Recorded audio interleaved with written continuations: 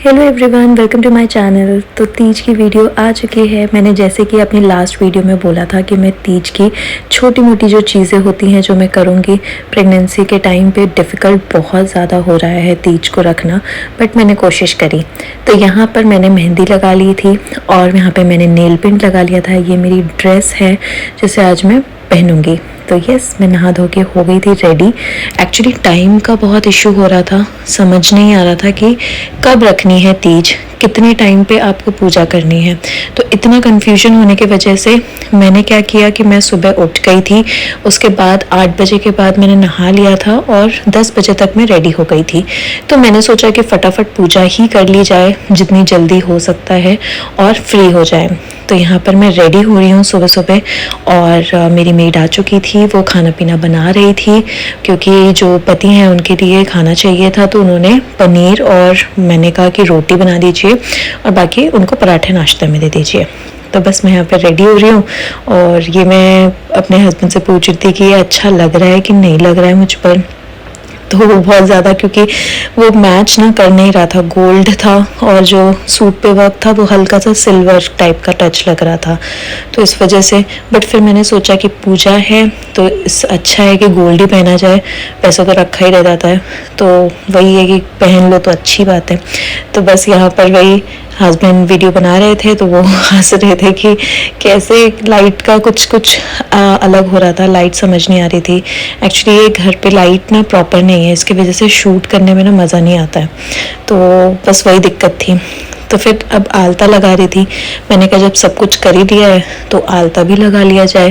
तो क्योंकि आलता बेस्ट होता है और पूजा में आपको बैठना है, आपको पूजा करनी है, 16 श्रृंगार होना ही चाहिए ये टाइम पे।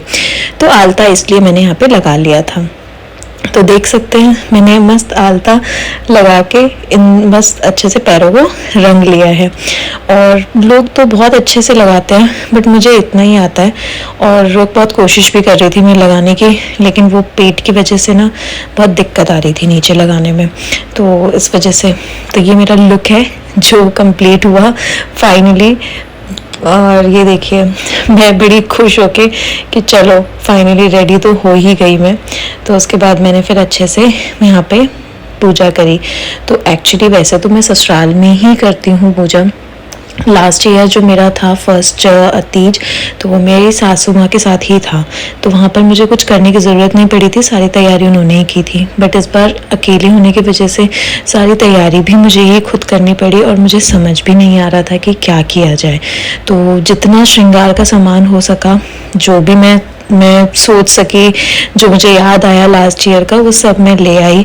फ़ोटो ले आई, ये बिछाने के लिए जो होता है चौकी का, वो सब ले आई थी। माला, फूल, प्रसाद, फल, तो ये सारी चीज़ें मैं ले आई थी। यहाँ पे मैं माला वगैरह फिर लगाने लगी। तो उसके बाद ये माला लग ही नहीं रही थी, वो अटक ही नहीं रही थी।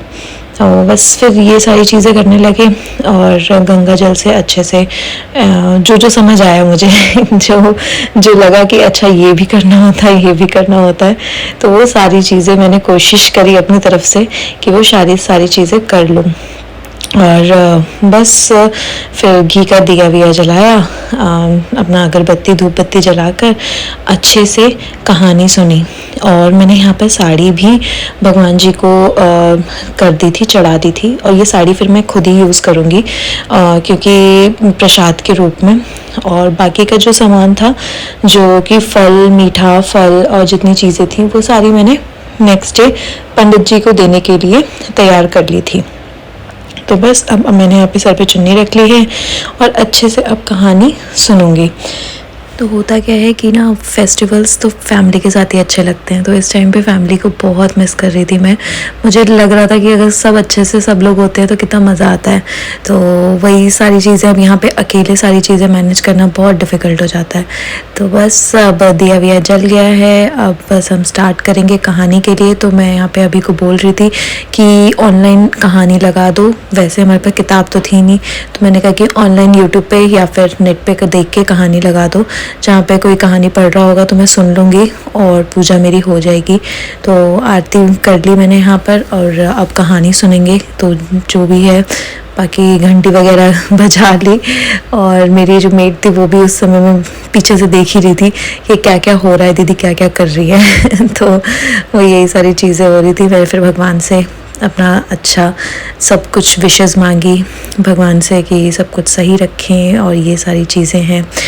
बाकी फिर पूजा अपनी स्टार्ट कर दी। तो इसी टाइम पे मेरा दिया जो है ना वो गिरने लगा था, तो उसको उठाया फिर और बस फिर उसके बाद हाथ जोड़कर कहा, हे भगवान, मैंने आपका विवाह पार्वती जी से पक्का करा दिया है। उधर पर्वत राज तुम्हारे पास आकर कहते हैं, हे पुत्री, मैंने तुम क्यों इतना दुखी हो, इसका कारण बताओ। तुम्हारी जो कुछ भी इच्छा होगी मैं यथाशक्ति उसको सोचते हिमवान मूर्छित हो गए। गिरिराज को एक बड़ी कंदरा थी, तुमने उसी कंदरा में आश्रम बना लिया और मेरी एक बालुकामय प्रतिमा बनाकर अपनी सखियों के साथ नीरा के साथ रहती थी। वहां पहुंचकर मैंने तुमसे कहा कि मैं तुम पर प्रसन्न हूं, बोलो क्या चाहती हो। तो बस इस तरह से मेरी पूजा खत्म हुई और यहाँ पे फिर मैंने किया फ़ोटोशूट। यहाँ पे मैंने थोड़ी सी वीडियोस बनवाई, थोड़ी फ़ोटोज़ क्लिक करवाई क्यूट क्यूट, ताकि थोड़ी सी यादें बनी रहे। और बस इसी के साथ ये मेरी कंप्लीट वीडियो है, जो मेरी तीज की वीडियो है। इसमें मैंने क्या क्या किया। तो अगर आपको वीडियो पसंद आई होगी तो लाइक करिएगा, शेयर करिएगा, सब्सक्राइब कर लीजिएगा मेरे चैनल को।